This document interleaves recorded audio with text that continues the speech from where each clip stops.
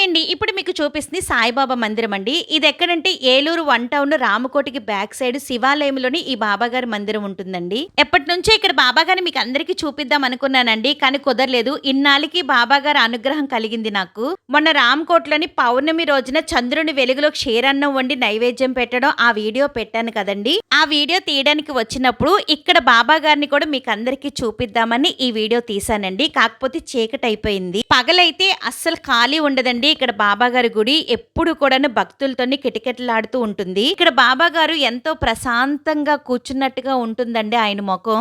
ఇక్కడ బాబాగారిని మనస్ఫూర్తిగా ఏం కోరుకున్నా సరే తప్పక నెరవేరుతాదన్నది భక్తుల నమ్మకం. మనం కష్టంలో ఉన్నప్పుడు భగవంతుడి సన్నిధికి వెళ్ళి మన కష్టాన్ని చెప్పుకుంటేనే ఆ కష్టం తీరుతాదన్నది కాదండి. మనం దైవ సన్నిధికి వెళ్ళలేని పరిస్థితిలో ఉన్నా సరేను కళ్ళు మూసుకొని ఆ రూపాన్ని తలుచుకొని మన కష్టాన్ని చెప్పుకుంటే ఆ కష్టాన్ని భగవంతుడు తప్పక తొలగిస్తాడన్నది నా నమ్మకం.